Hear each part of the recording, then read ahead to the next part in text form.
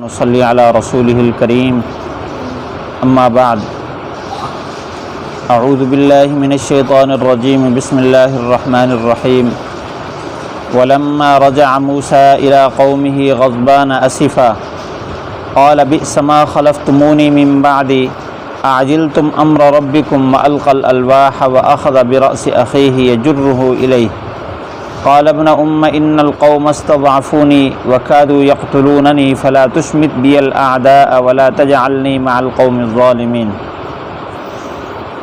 جب موسیٰ علیہ السلام اپنی قوم کی طرف لوٹے انتہائی سخت غصہ میں، تو فرمانے لگے تم نے میرے پیچھے بہت برا کیا ہے،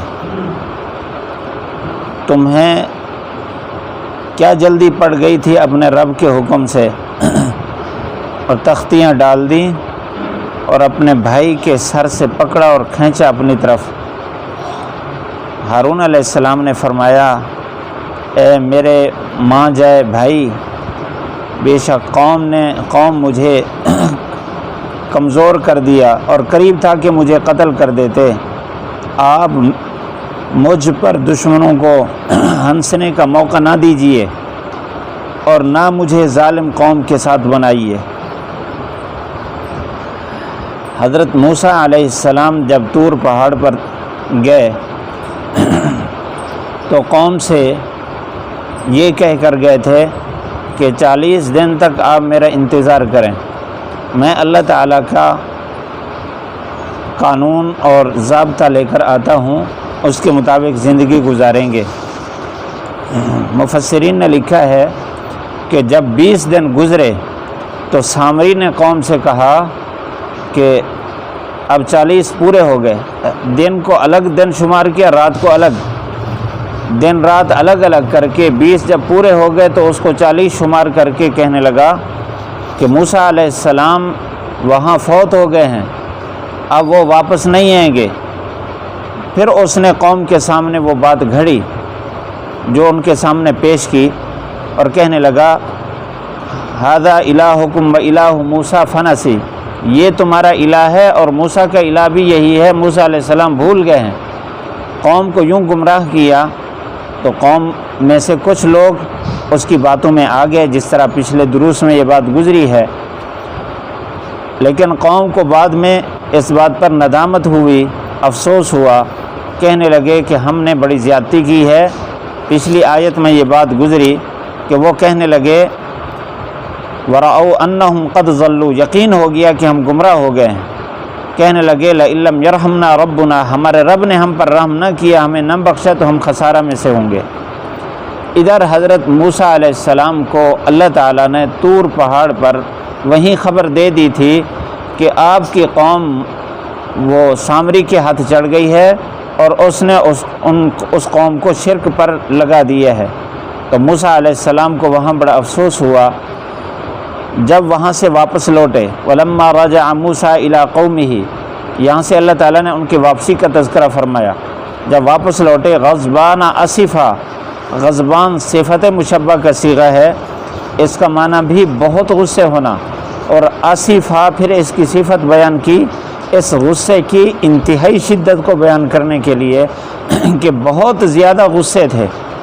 حضرت ابن عباس رضی اللہ تعالیٰ عنہ کی روایت ہے، فرماتے ہیں کہ عجیب بات ہے، اللہ تعالیٰ نے موسیٰ علیہ السلام کو طور پہاڑ پر خبر دی اور وہاں بھی ان کو غصہ لگا، لیکن اتنا نہیں جتنا قوم کو دیکھ کر ان کو غصہ آیا۔ آگے اس غصے کا اظہار بھی ہو رہا ہے۔ اس کی وجہ کیا ہے؟ اس لیے کہ لیس الخبر کالمعاینہ، وہاں صرف اطلاع تھی اور یہاں آنکھوں سے دیکھ رہے تھے، تو اطلاع اور آنکھوں سے دیکھنے میں بہت فرق ہوتا ہے، اس لیے غصہ مزید بڑھ گیا۔ قال بئس ما خلفتمونی من بعدی، کہنے لگے بئس ما خلفتمونی، کہ بہت برا کیا تم نے جو میرے بعد تم نے میرے پیچھے یہ کام کیا ہے۔ یا تو یہ خطاب ہے قوم کو، پھر اس کا مطلب یہی ہوگا کہ میرے بعد تم نے پیچھے میرے جو کچھ کیا برا کیا ہے، میں تمہیں کہہ کر گیا تھا کہ میں تمہارے لیے قانون لا رہا ہوں، آپ نے کیوں میرے پیچھے یہ کام کیا؟ اور ایک احتمال یہ بھی ہے کہ یہ اپنے بھائی ہارون علیہ السلام سے یہ فرما رہے ہیں اور ان کے ساتھ جو لوگ تھے ان کے معاونین کہ تم نے میرے بعد میری اس پیچھے قائم مقامی میں بہت ڈھیلا پن اختیار کیا ہے اور تم نے اس قائم مقامی میں برا کیا ہے کہ تم نے ان کو شرک کرنے دیا اور بت کے سامنے بچڑے کے سامنے جھکنے دیا۔ اعجلتم امر ربکم، یہ خطاب قوم کو ہے کہ تم نے اپنے رب کے حکم سے جلدی کیوں کی؟ جب میں نے تمہیں کہا تھا کہ میں اللہ کا حکم لا رہا ہوں تو تم نے کیوں جلدی کی ہے؟ وَأَلْقَى الْأَلْوَاحَ، اور تختیاں ڈال دیں۔ اب اس میں اشکال ہوتا ہے کہ وہ تختیاں تو تورات کی صورت میں تھی، ان کو ڈالنا تو ایک بے ادبی کی صورت ہے۔ تو موسیٰ علیہ السلام تو اللہ کے نبی ہیں اور وہ تو معصوم ہوتے ہیں، ان کے ہاتھ سے یہ کام یہ تو سمجھ نہیں آتا۔ تو اس کا جواب مفسرین نے یہ دیا کہ موسیٰ علیہ السلام پر صفت جلال کا غلبہ تھا اور ہارون علیہ السلام پر صفت حلم کا غلبہ تھا۔ تو موسیٰ علیہ السلام جب جلال میں آئے، غصے میں آئے، جس کا کیفیت اللہ تعالیٰ نے پیچھے بیان فرمائی، غضبان آصفہ، تو اس سے غصے کی وجہ سے ان کے ہاتھ کانپنے لگے۔ جس ہاتھ جب کانپے، ڈھیلے ہوئے، اور اس غصے کی وجہ سے ان کے ہاتھ سے وہ تختی نیچے گر گئی، ان کی توجہ نہ ہوئی، تو اللہ تعالیٰ نے اس کو القل الواح سے تعبیر فرمایا اس غصے کی بنیاد پر۔ تو موسیٰ علیہ السلام نے ان تختیوں کو پھینکا نہیں ہے بلکہ ان کے ہاتھ سے چھوٹ گئی تھی، اور ہاتھ سے چھوٹنے کے بعد نیچے ٹوٹ بھی گئی ہیں۔ روایت میں ہے تفسیر روح المعانی میں کہ ان میں سے کچھ ٹوٹ بھی گئی ہیں، لیکن ان کے مضامین نہیں ٹوٹے، مخفی نہیں ہوئے، وہ باقی رہے۔ وَأَخَذَ بِرَأْسِ أَخِيهِ يَجُرُّهُ إِلَيْهِ، غصے کے اندر اپنے بھائی ہارون علیہ السلام کا سر پکڑا اور اپنی طرف کھینچا۔ یہ اس لیے کہ ہارون علیہ السلام حضرت موسیٰ علیہ السلام کے وزیر تھے اور نبی تھے، تو نبی کے ماتحت جو ہوتا ہے وہ نبی کا امتی بھی ہوتا ہے، شاگرد بھی ہوتا ہے۔ تو استاد کو یہ اختیار ہے کہ وہ شاگرد کو ڈانٹ ڈپٹ میں پکڑے، اس کو سزا دے، ہلائے، لیکن موسیٰ علیہ السلام نے صرف ان کا سر پکڑا اور ہلایا، صرف اپنے اس غصے کے اظہار میں۔ اور روایت میں یہ بھی لکھا ہے کہ جب موسیٰ علیہ السلام کو غصہ آ رہا تھا تو ایسے لگتا تھا کہ ان کے سر کی ٹوپی سے آگ نکل رہی ہے، اتنا زیادہ غصہ۔ تو اپنی طرف کھینچا اور کہنے لگے، تو آگے ہارون علیہ السلام نے صفت حلم اور بردباری کا اظہار کرتے ہوئے عجیب بات فرمائی۔ قال ابن ام، اے میرے ماں جائے بھائی۔ اب یہاں ابن کا لفظ، اخی کا لفظ بھی بولا جاتا ہے، اے میرے بھائی، لیکن یہاں ماں کی طرف نسبت کی ہے، اس لیے کہ ماں اور باپ میں زیادہ رحم اور زیادہ شفقت ماں میں ہوتی ہے۔ باپ تو ڈانٹ دیتا ہے اور مار بھی دیتا ہے، سزا بھی دیتا ہے، لیکن ماں اگرچہ خود مارتی ہے لیکن دوسرے کی سزا برداشت نہیں کرتی، اور انتہائی رحم و کرم ہوتا ہے ماں میں۔ اس لیے اللہ تعالیٰ کی رحمت کو ماں کی رحمت کے ساتھ تعبیر کیا کہ ماں سے 70 گنا زیادہ محبت رکھتا ہے۔ تو اس لیے ماں کی طرف نسبت کی کہ میرے ماں جائے بھائی، ان القوم استضعفونی، قوم نے مجھے کمزور کر دیا، یعنی میں ان کو روکتا رہا کہ آپ ایسا نہ کریں، لیکن قوم نے میری بات نہیں مانی، سامری کی بات مانی، اور میں نے اتنا روکا وَقَادُوا يَقْتُلُونَنِي، قریب تھا کہ وہ مجھے قتل کر دیتے۔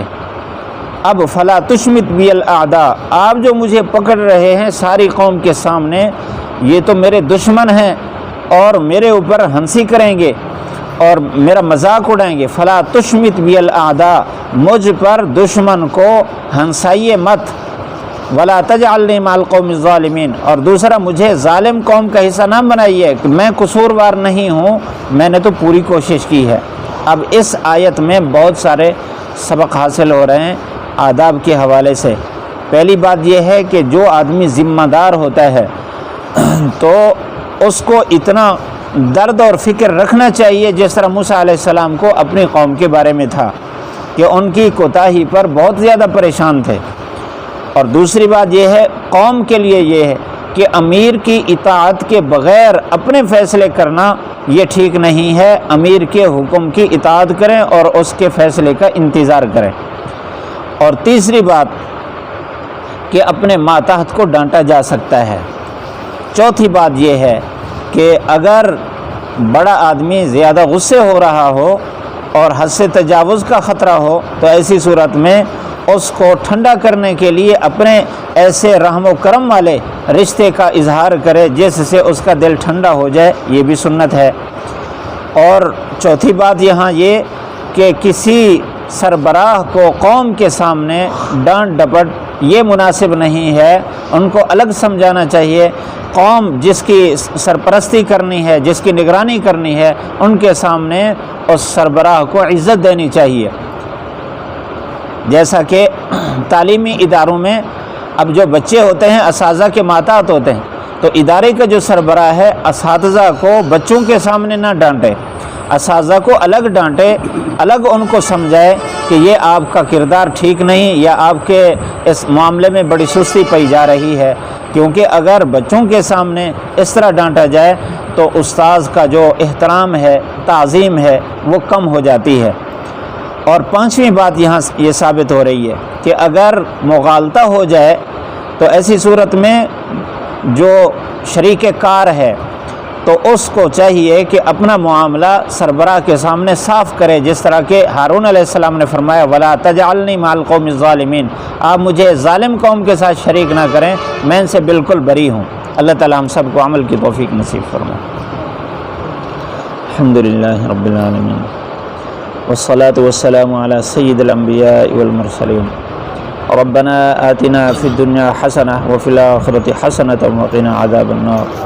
یا اللہ یا رحمان یا رحیم یا ارحم الراحمین، یا اللہ ہم سب کی بخشش فرما، ہم سب کے سارے گناہ معاف فرما، اپنی محبت تعلق قرب نصیب فرما، اپنے نام کی لذت سرور نصیب فرما۔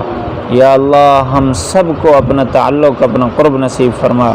یا اللہ ہمیں ہر لمحہ اپنی یاد نصیب فرما۔ یا اللہ ہمیں گمراہی سے بچا، ضلالت سے بچا، نفس و شیطان کے دھوکے سے بچا، ہمیں صحیح راستہ نصیب فرما۔ یا اللہ ہمیں وہ صفات نصیب فرما جو تجھے پسند ہیں، ایسی صفات اور اعمال سے بچا جو تجھے ناپسند ہیں۔ اپنا فضل و کرم فرما، ہماری اولاد ہماری نسلوں کو نیک بنا۔ یا اللہ ہمارے جتنے بیمار ہیں صحت تندرستی نصیب فرما۔ یا اللہ جتنے مقروض ہیں قرض کے ادائیگی کے انتظام فرما۔ یا اللہ پریشان حال لوگوں کی تمام پریشانیاں دور فرما۔ ربنا آتنا فی الدنیا حسنہ وفی الآخرۃ حسنۃ وقنا عذاب النار، وصلی اللہ تعالی علی خیر خلقہ محمد وآلہ وصحبہ اجمعین۔